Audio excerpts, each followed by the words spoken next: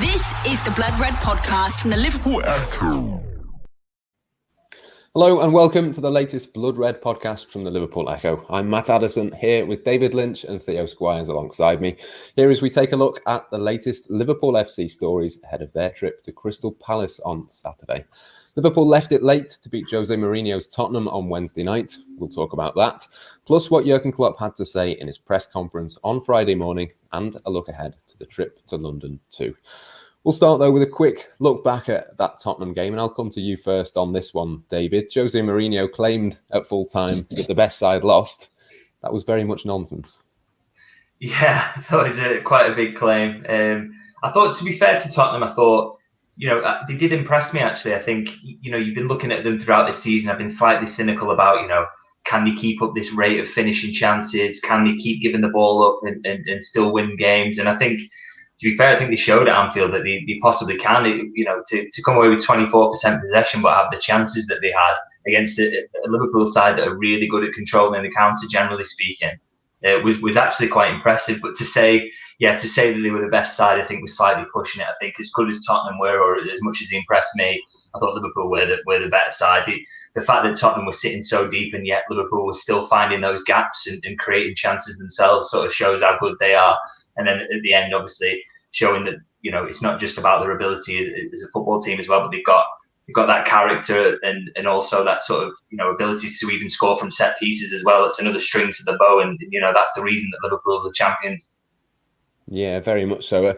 We spoke about this on Wednesday, Theo, for the debrief. Roberto Firmino, obviously, with the decisive goal right at the end. He's very much back and very much performing at a level that we're more associated with him over the last couple of seasons. Yeah, very much so. I don't think anyone can really ever doubt Roberto Firmino's quality, because there must be a reason why Jurgen Klopp has so much faith in him, how he's been his most used player ever since he rocked up at Anfield. Granted, he's not going to be your 20, 30 goal a season striker, but he doesn't need to be when he's got Salah and Mane alongside him. He does every so often have a little drop in form. I think he can lose confidence when the critics are against him. I think it certainly worked against him not having fans in stadiums, because he's a very emotional player, and we saw that when he got the goal and the passion came out in that celebration. It certainly helped him, hearing them singing "Si Senor" in the stands alongside him. But he is a world-class player. He's why Liverpool have got such a feared front three. It is not that two of them are carrying Roberto Firmino. He is so crucial to the way they're playing. Just because he's not getting the goals you'd expect, he's still been getting in the positions and creating chances. Last few weeks, we've seen him step up. He's been getting closer and closer, seeing more like the Bobby Firmino that we know and we recognise. And now, hopefully, this performance can really take a step up there, because if he can do that against one of the strongest teams in the league, then he can do it against anyone. Roberto Firmino is back.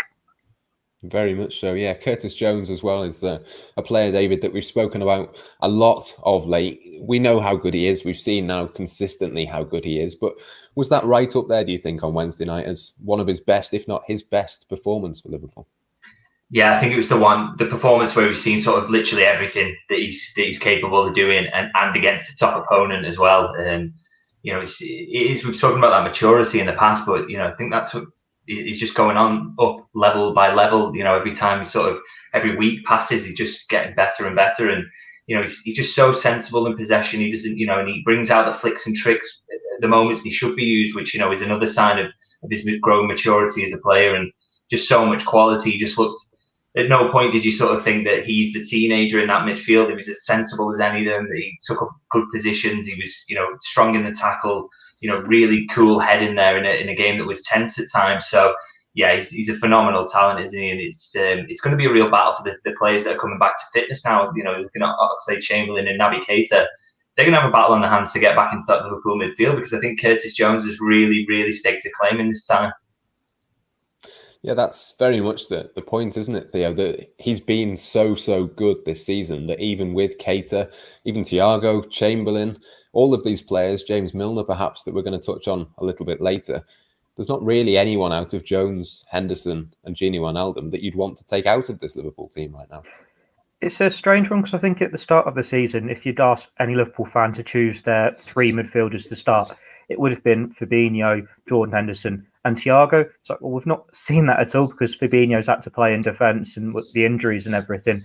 But it's like Gini Wijnaldum's found this new form as he's playing for his future, playing for a contract. And then when you've got the fixture list and all the injuries and everything, I think it's realistic. People realise you can't have the same midfield in every game. And it's just Liverpool's strength. And I've said it on podcasts before about Curtis Jones, that he, even if he's not in the team, he is benefiting so much from being on the books at Anfield at the moment in training with all these players. Like, imagine you're a teenager and you're going to work today and you're training with Thiago Alcantara. He's just been named in like the best team in FIFA for the year. He's got all these top pros say he was one of the best 3 players in the past 12 months. And then he's got the leaders like Henderson, Milner. He had Lallana until last summer. Wijnaldum, who's been linked with Barcelona, and he's just getting better and better this season. It's such a good learning curve for him. And the fact that he is in this starting 11 and he's not looking out of place, I think there's a comparison there you can do to, say, Phil Foden. At Manchester City, they've been going on about him for years, how he's this good talent. But Pep Guardiola doesn't quite fancy him in the Premier League games. He's not been starting him in the last few months. It's only, I think, midweek he's got back in the starting 11 for them. And he'll trust him more in the Champions League games.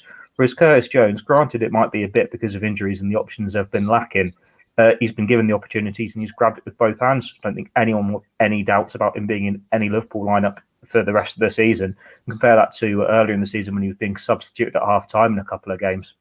And it's completely right saying, well, Keita's going to have a fight on his hands because when he's been given the opportunities, when he's broken down with injury, Oxlade-Chamberlain, he'll hit form and then he'll have another injury. But we've not seen that yet from Curtis Jones. And when he's so confident and he's so mature, it is a new direction. It's completely full of positives for Liverpool. Because if you're one of these senior pros and you've got a teenager who's keeping you out of the team, they're going to have to be doing something special in training to get a place back in the team. But as we all know, the opportunities will be there because the fixture list is so congested. And I'll stay with you, Theo, for the next question as well, from one 19-year-old to another in Rhys Williams. How impressed have you been with him of late? And do you think there's a possible question now over whether Liverpool need to dip into the transfer market, given how well that he's been performing at the back? He has surprised me. I think he's surprised most people because if you'd said 12 months ago, even 6 months ago, that a player that was at Kidderminster Harriers on loan last season would be first choice for Liverpool against Tottenham Hotspur, you'd have scoffed at that. You wouldn't have believed that for a second. But he's come in and he's done a good job when he's been trusted. In the Champions League, he hasn't looked out of place and he's just gone up against arguably the best striker in England and he's kept him quiet. He's got a bit of everything, doesn't he? He's tall like Van Dijk. He's got the pace like Gomez. He can dribble it out a bit. He can pass a bit. And it's encouraging signs for him. It's still that question mark whether you can keep it over consistently over the rest of the season. And you've still got Nat Phillips there and Joel Matip when he's fit. Maybe Liverpool do need a more senior option because they're only one more injury away from, say, if Matip broke down for a long spell. They are really down to their bare bones. But if Liverpool and Jurgen Klopp decide that they are completely happy with the options they've got there, Rhys Williams has shown that he can step in, and youngsters, while they will make mistakes, they'll learn from them too. Trent Alexander-Arnold, he got his opportunities, made a few mistakes early on, and we've seen what a player he's grown into. Curtis Jones grows and grows, gets better with every game. Hopefully Rhys Williams can be another one. Before we move on from Tottenham then, David, how much do you think they proved on Wednesday night that they can really genuinely sustain a title challenge, even though they play in a very specific, not particularly entertaining way? They are quite good at doing that. Yeah, that's it. I think, I think it's easy for when you maybe support a team like Liverpool is to look down on that style of football and think that, there's no way a top team could play like that. But I do think, like you say, that Tottenham sort of showed that it is possible to sort of compete when you are doing something a little bit different. You don't want the ball for most of the game and, they can still be deadly. It's just incredible, isn't it, that the amount of times they got into one-on-one situations, having 24% of possession. They're so good at that. And when you were so good at anything, the possibilities there for you to be right up there. I think the thing that might sort of harm Tottenham is the fact that if Liverpool keep getting players back, and obviously we've had some positive injury news today, then the possibility for them to really go on a run is, that sort of increases, doesn't it? I think Liverpool, you would still make them the favourites. They've looked the most convincing, and they are now at the top of the league, and they're getting players back. So that could really go against Tottenham. But I think in terms of, getting them back in the Champions League, certainly, and then, maybe giving City a run for the money for maybe second place, or, hoping that maybe Liverpool do keep picking up these injuries that they've had all season, then, they could be right up there. So, yeah, I think I was very impressed by them, before that. but he went up another level in my estimation. I think in terms of the performance at Anfield, it wasn't always pretty, but they give Liverpool a lot more difficulties than most teams have coming to Anfield in recent years. Yeah, some very, very good names in there as well. It'd be interesting to see how well Gareth Bale can do if he can get himself fully fit and things like that. There's one or two names certainly in that squad. Let's have a quick chat then about Divock Origi, Theo. Reports linking him with a move away from Liverpool, but we saw really on Wednesday night that Liverpool don't have a huge amount of depth at the moment. So what do you sort of think in terms of January? Should Liverpool be letting him leave if he wants to, or do you think possibly he should stay unless a replacement's signed? It's one where there's two sides to the coin, aren't there, with Divock Origi? If Liverpool have everyone fit, they don't really need him. They've got a very competent front three in reserve in Jota, Shaqiri and Minamino, and it's one where they suit Liverpool style, they suit Klopp style more than Divock Origi. And then if you look more long-term, well, you've got Harvey Elliott to come back on loan and he will be an option there as well. I think that's definitely part of Liverpool's future. So you've got to make that decision now as the club. Well, do you need Origi for these 6 months to keep you going to the end of the season and then sell him? But then from the player's point of view itself, he's got a place at Euro 2020 to look out for. He knows he's not going to get the opportunities. Like, he's only come on as a sub in the Premier League twice this season, and that's despite all the injuries and everything. He's never going to get closer to first-team football at Anfield. And with Liverpool, it's like, well, do you want to sell him now and get as much money for him as you can, or loan him out now and hope he can play himself into some form and increase that asking price? Or do you keep him as a reserve option on the off chance that you might need him? We've seen in defence how Liverpool can get caught out by injuries and need that depth there that you didn't think would be even close to the starting 11, like Nat Phillips, for example. But then they do still have a lot of attacking options. And if they really did get down to the bare bones, any of the front three can play up front. And you've still got like Alex Oxlade-Chamberlain could do a job there. Naby Case could probably do a job there if you wanted to, or Gini Wijnaldum. They have got those players there. Origi is probably one of the ones who most likely to be happy to let go of, so there isn't the need for the replacement. But it's whether Liverpool do want to sign in January. Like, say you wanted to bring in a centre-back. They've only got, I think, one overseas place left in the squad at the moment, and that's only because Van Dijk was taken out of the squad from the knee injury. Well, if they go into the medics and the medics say, yes, he'll be fine to play for the last month of the season, they're going to have to register him at the end of January. So that space is taken away. So to create that space to sign someone, it would be by getting rid of a player. And that is where Origi could come into it. If Jurgen Klopp wants to go and sign a foreign centre-back as an alternative, then someone needs to go. Otherwise, he is limited to looking at, say, a Ben White. And it's harder for him. I think he should go. I don't think he's going to get back into this Liverpool team when he has been given the opportunities this year. He just hasn't done it. It's a shame for him that he's going out on an underwhelming note if he does get sold, but no one's ever going to forget his high moments. The Champions League wins against Barcelona and Tottenham. He is definitely an icon, a cult hero, and hopefully wherever he goes next, whenever that might be, he can find some consistency and turn those one-off games where he's been so dangerous into a consistent run. I mean, that's exactly it, isn't it, David? He's got all of the traits that you would want. He's got a lot of things that Jurgen Klopp would want from someone in his forward line. You think of the pace, the ability to score these big goals, but he just doesn't seem to quite be able to make the impact this season. Yeah, I think the lack of a run of games really hurts him, doesn't it? Some of the best form he's had at Liverpool is when he's either being introduced in those the final parts of games where there's tiring legs and he can throw himself around and really cause damage against tiring defenders. Alternatively, some of his best form has been when he's been cemented in the starting 11. That run, up around Jurgen Klopp's first season towards the end of them, when he was getting a consistent run of games, that was probably his best consistent run of form, really, for Liverpool, let's say. So, he's never going to get that run of starts at Liverpool, and also even opportunities off the bench has sort of been proven hard to come by this season with the options Liverpool have got. So I think it is probably the right time for him to move on. And I think for club and player, it would sort of, if a decent January move came around, such as Wolves, I think they would probably push for that. I think even for Wolves, looking at it, and we're talking about the difficulties that Origi's had, he still looks like a really good signing for me for a club like Wolves. I think, with Jimenez, we don't know when he'll be back. He looks like a good fit for that centre forward position in the way that they use their centre forwards. And with a good team like that, with so much talent around him, I think he could really thrive there with a consistent run of starts. So, that looks like a sensible move to me if they can get it together. Yeah, certainly a club that has been interested in him in the past as well. But yeah, we will see what happens over the next few weeks with Divock Origi. One thing we do know is that Jurgen Klopp held his pre-Crystal Palace press conference earlier today, and he provided a triple injury update. Here's what he had to say on Thiago Alcantara, Xherdan Shaqiri, and James Milner. He is. And we already made jokes here.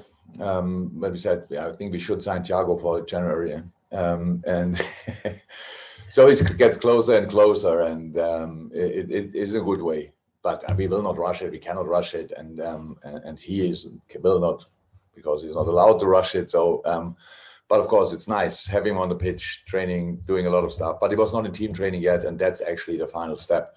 We will see how this weekend looks with him on the pitch, and then next week, can he be in team training? I don't know in the moment, 100%. Few tests.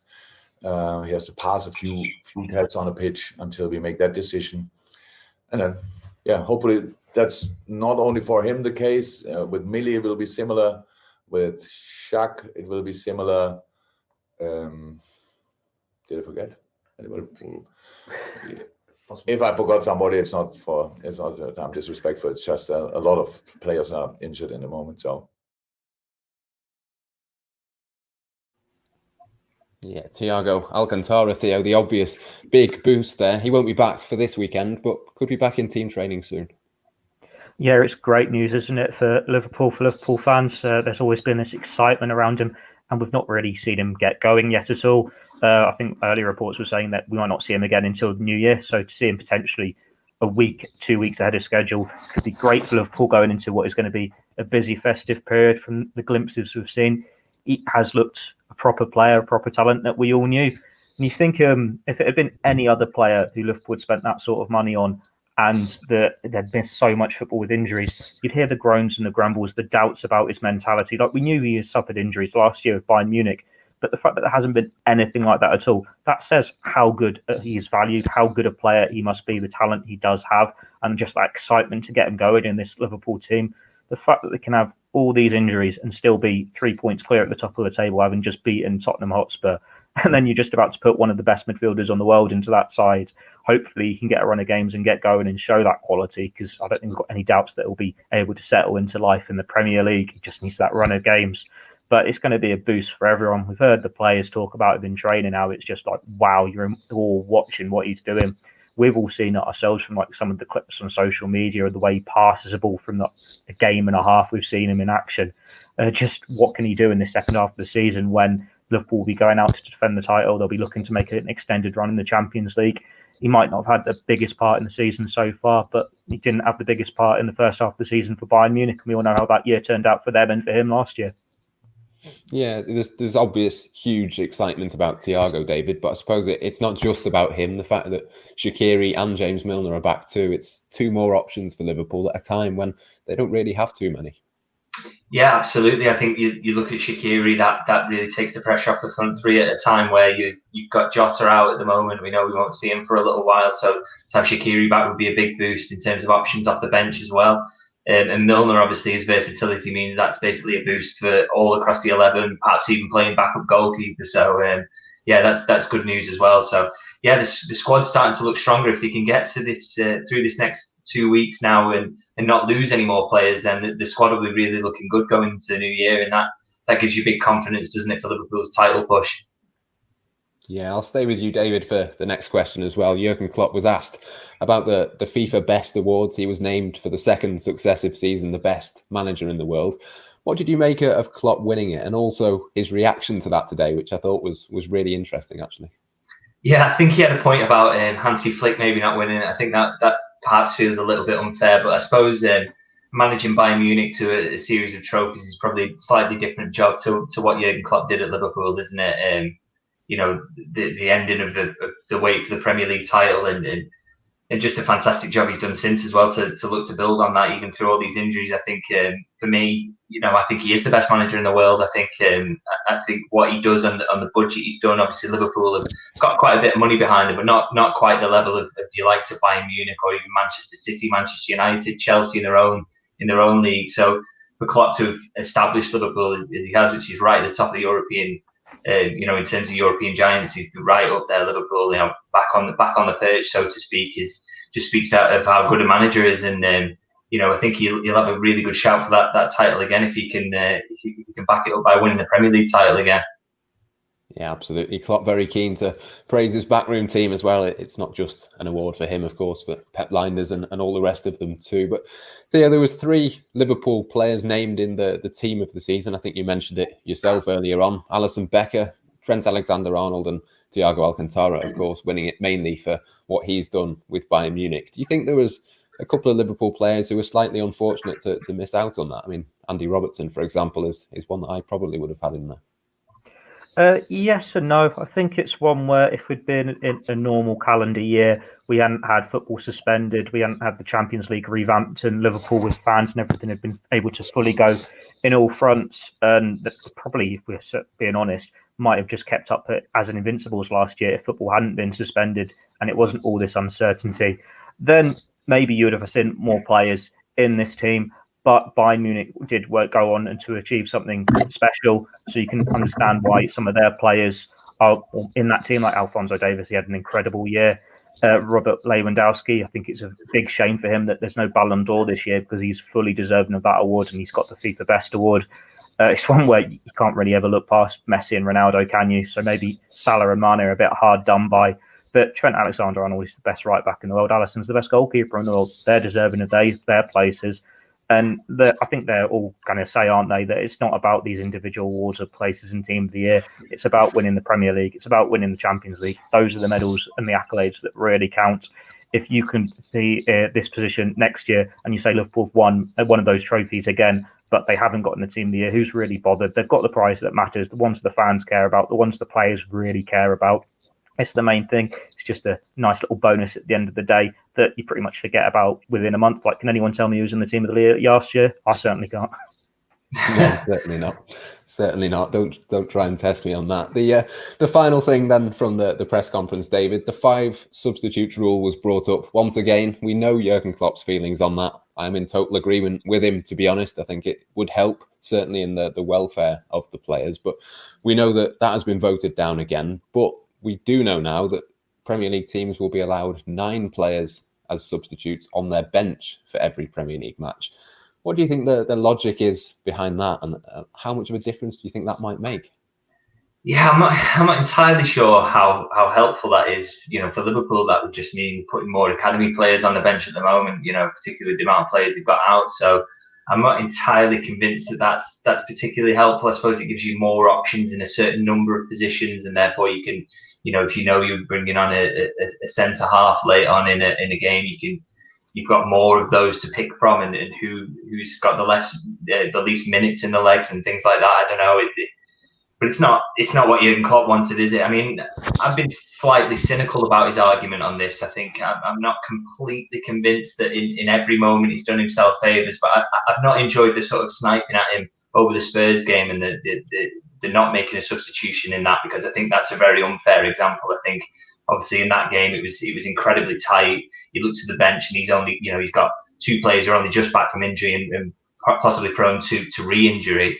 A couple of academy players and then not much beyond that. So I don't think that's a good example of where he's sort of fallen short in that argument. There's maybe others where he could have maybe protected Gini Wijnaldum a little bit more, and maybe Andy Robertson. I think they've put a lot of work in this season, but yeah, I suppose it's a moot point now, because he's got this nine substitutes on his bench and still only 3 he can use. And I suppose the only upside is, like we said earlier, is that he's getting some players back now, so that should hopefully give him the option of at least rotating his squad, his starting 11 from week to week, and maybe easing the load on a few of these players who've cut through a lot of minutes so far this season. Yeah, as David says there, Theo, I mean, it's not quite as simple as saying, well, Jurgen Klopp didn't use those substitutes. There's very good reasons why he didn't do that. There's lots of inexperience there. There's lots of players like Oxlade-Chamberlain coming back from injury. It shouldn't really be picked out as a criticism of Jurgen Klopp, or even something as simple as someone saying he might be hypocritical in that regard. I think there's 2 ways to look at substitutions in the Premier League this season. And I think all the people having a go at Jurgen Klopp are very much looking at one side as opposed to the side he's looking at. he isn't interested in how these substitutions will impact games. It is very much about player welfare. He said before there have been times when he'd want to take off, say, an Andy Robertson or a Gini Wijnaldum, but he just hasn't had the options. And yes, there have been games where he hasn't used all his 3 substitutions, but that's very much game management. When you know that you're a starting 11, you've got faith within them to see out the game, to manage the game, and a change could jeopardise that. You don't want to rock the boat. I'm thinking Manchester City, Tottenham. And those are, I think, why opposing managers have got an issue with it, because if teams can put in more of these players to change a game, then like the lower teams aren't going to be able to have the ability to compete with like the depth of a Manchester City, a Liverpool, Manchester United, Chelsea. But they're completely overlooking the player welfare side of it, because the lower league teams or lower Premier League teams, they haven't had these European commitments that the top sides have. And granted, it's supposedly done them favours because they haven't had as many injuries, but we're now entering this festive period when they're essentially going to be getting European commitments. So they're going to have more injuries now from the players playing that. And granted, they don't have the options in the squad, but then it's like, if you don't have the options in the squad to make 5 substitutions, you certainly don't have to name these 9. So the logic there doesn't really make sense for me. And if you look at the ones who've been most vocal about it, it's what, Sean Dyche, Chris Wilder. Well, where are they in the Premier League table? If 3 substitutions and all this is not helping you now when one of them's got 1 point right at the bottom of the league, is an extra 2 substitutions to protect welfare, just to have fresher legs in the Liverpool side, going to make that much of a difference? No, it's not. Maybe we'll see a change the next time they hold the Premier League meeting, because in a month's time, you'd imagine there'll be a hell of a lot more injuries around the division rather than it just being the team with European commitments. But it looks like it is a battle that Jurgen Klopp is going to lose, because they've, 3 times now knocked it back. He might just have to be happy with his compromise and hope that his players coming back that this time they can keep him fit. Yeah, I suppose the positive for Jurgen Klopp is that Liverpool are top of the table, even with all these injuries. And you'd imagine if they can get 1 or 2 back, they will only get even stronger. Let's talk a little bit about Crystal Palace then, that game to come tomorrow afternoon. It's often seen as a tough place to go, Selhurst Park, David, for Liverpool, but they have actually won each of their last 6 trips there. The last time they didn't win was a 3-1 defeat, I think, in November 2014. Yeah, and that is a good run when you put it like that. But I've been at a lot of those games and sort of remember them all being very, very difficult for Liverpool. I don't think any of those wins sort of came easily, or they've all been sort of by the odd goal or felt that way anyway. It's been I think Crystal Palace do give big teams trouble, don't they? Because they've just got the perfect setup to do it. We were talking about Tottenham earlier in terms of their ability to just surrender possession and make chances, and I don't think Crystal Palace are quite at that level, obviously, but they're capable of causing real damage. They've got so much pace up front, so much quality in the likes of Zaha. Townsend can score from anywhere when he's on his on a good day, and they've got willing runners in midfield and experience in defence and quality there as well. So yeah, it's never an easy one. You always do, of course, back Liverpool to get the win in this game, but yeah, they never find it easy. So, and I think it's going to be the same again, because you saw Crystal Palace causing Tottenham themselves some trouble last weekend, and then they look like they've added well, haven't they, in the summer in terms of I like the looks of Eberechi Eze. So he looks like a really capable player, and I quite liked him at QPR, to be honest. So yeah, they look dangerous again. So for Liverpool, it's going to be another tough one. Those 12:30 kickoffs. I know the turnaround for Palace has been difficult as well, but also, it's still never easy to get the legs going. I think at that time of day, it's like Klopp's complained about that before, hasn't he? Quite how difficult that is. So yeah, not an easy one, and one where they'll be desperate to just get the points on board again, to just keep hold of that lead if you can, and then you've got a week to rest into the game after that, and they're feeling much better about things in terms of where the squad's at as well. So it feels like a big game. Yeah, plenty of big games at the moment. Tottenham was a big one. This one feels like a big one as well, Theo. I mean, we'll come on to our team selectors very shortly, but how much rotation do you think there'll be, considering, of course, it is that infamous Wednesday night, Saturday lunchtime turnaround? I think there'll be quite a few changes, and added on to the fact that Klopp didn't use his substitutions against Tottenham, but also because they've got this week off, because I think it must be like the first time this season Liverpool have been able to have a full week where they can just train without the midweek game. And Jurgen Klopp must be looking forward to that so much. It's certainly an early Christmas present for him, isn't it? He can try and get a few of the players back training, see if he can get Thiago, Milner, Shaqiri closer to a first-team return. And it's just using your options that you've got to get the job done against Crystal Palace. Wilfried Zaha, he always seems to cause them trouble, doesn't he? He's had James Milner sent off a couple of times. I suppose one benefit for Liverpool is Christian Benteke suspended. Now, that was something you might scoff at, but he's actually been in a bit of form recently. I think he's got 3 in his last 3 appearances, and he always seems to score against Liverpool, or he certainly did earlier in his career.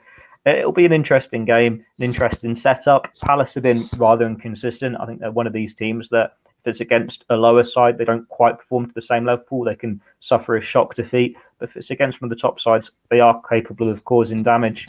And Liverpool just got to hope they've got enough options to get the jobs done, because we've seen in the past when Klopp has rotated, it's not quite been enough.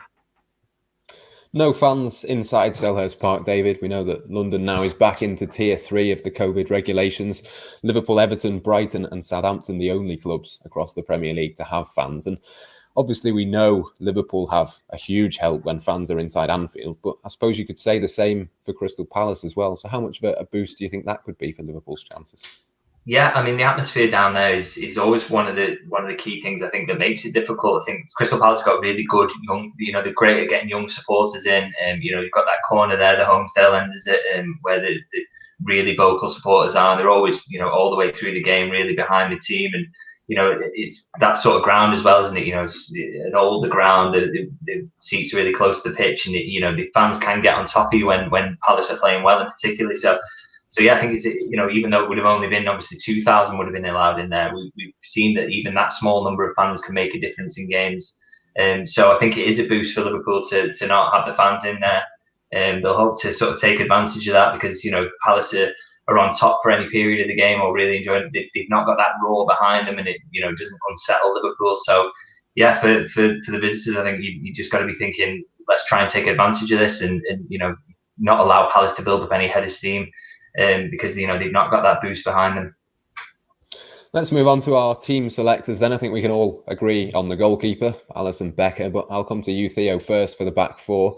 Obviously, we spoke about how well Rhys Williams had done before, but if Joel Matip is back and available, presumably, you'd put him straight back in. This is an awkward one with the back 4, because it's usually something you don't want to rotate, but then it's like, well, you don't have the midweek game. What do you want to do with it? It would be very easy to go tried and trusted, put Joel Matip back in and go for your strongest back 4. But maybe there is a case there to say Fabinho could get a rest and you keep Rhys Williams in. It's just a hard one to call, isn't it? I think when you don't want to rotate too much in your defence to keep that stability. So let's trust Joel Matip. Let's keep Fabinho in there for now, Trent, Robertson, and hopefully Liverpool can be 2-3 goals up by 60, 65 minutes and you can take one of them off. Do you go along with that, David? Obviously, an 8-day gap for Liverpool after this one. They can go as much full strength as possible, can't they?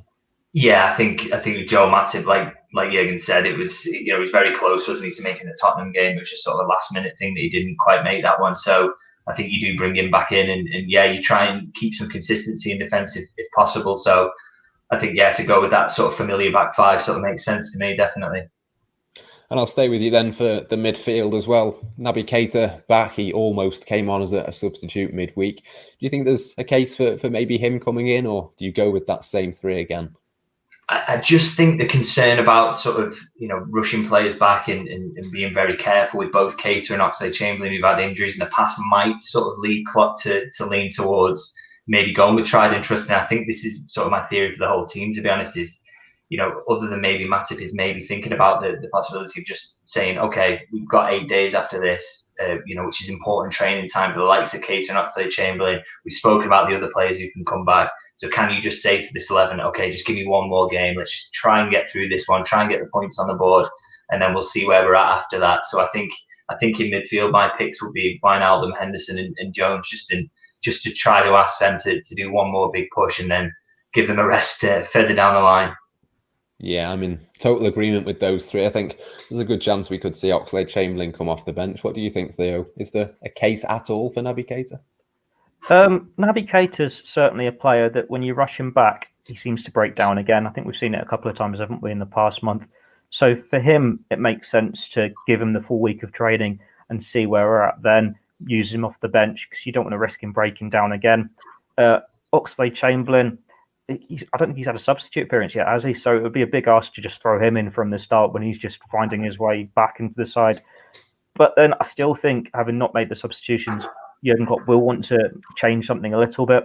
So I suppose Takumi Minamino is really the only other option you could put into that midfield. And it's which player do you have dropping out? I'd say Henderson starts in that deep role. He's so important to how Liverpool play. And when they've been in this spell without Van Dijk, without Milner, they need his leadership. So Curtis Jones, he's been in such good form. Let's have him keep in his place, and Gini Wijnaldum can be afforded a rest. And up front then, Theo, I'll come to you first on this one. Diogo Jota progressing well in his recovery, but still some time off him being back in the team yet. I suppose with that being the case, it probably picks itself, doesn't it? Yeah, it's probably going to have to be the tried and trusted front three, isn't it? Firmino, he's got his goal now. It'd be a right kick for him if he got withdrawn. If he was on the bench, he'll be wanting to get that run of games and run of goals. He's had form at Crystal Palace before, in the same set of Sadio Mane and Mohamed Salah's in the form of his Liverpool career. If I've just had Minamino in midfield, I think the only other attacking options are Origi, and we've already said that he might be on his way. So yeah, we'll go for the tried and trusted front three. There is a bit of a question over Sadio Mane, there isn't there, at the moment, David? Not scored, I think, for 9 matches now for Liverpool. But again, you just put him back in because even if he's not scoring, he's still offering a huge amount to this Liverpool team. Yeah, I thought in the Tottenham game, sort of summed up where he's at the moment, because he had a really difficult time up against Aurier for a lot of that game, and Aurier is not typically don't think of him as one of the great defenders of the Premier League, do you really? But it's just things just aren't quite going for Mane at the moment. But it's just what I thought was brilliant about his performances. He just keeps going. He doesn't let his head drop. He doesn't get angry. He doesn't start kicking out at players. He doesn't let it get to him at all. He just keeps trying, keep pushing. So I think, yeah, you got to keep him in the team, and I'm sure the goals will come. He's just too good of a player for him to stay in this run of form that he's in at the moment. He just maybe needs one to sort of bounce in off his knee from a corner or something like that, and then he'll probably get on a run again. So yeah, I think I'd agree with Theo there. Is stick with this front three again, on the theory that let's get one more push out of them and then see where we're at up to after that. Sorry. Yeah, I think it's only a matter of time, isn't it, before Sadio Mane gets himself back onto the score sheet. And I'm going to back him in my prediction. I'm going to go 2-1 to Liverpool in this one. I think Sadio Mane might just break that little bit of a run. Theo, I'll come to you first for your prediction. What do you think it might be? I think it's going to be 2-0. Like we've seen in the last few weeks, Liverpool, they've looked a bit sluggish in the earlier kickoffs. If there had been fans in for Crystal Palace, I think it'd be a very different game. It had a big impact for Fulham last week. But without that little boost, and when they've also had this quick turnaround as well, I'd like to think Liverpool can have enough in the legs to get a more comfortable win that we've seen recently. Like I said, Firmino and Mane, they've definitely got form against Crystal Palace. They like a trip to Selhurst Park. So hopefully they can get on the score sheet again. Same again from them. And David, your prediction for the match?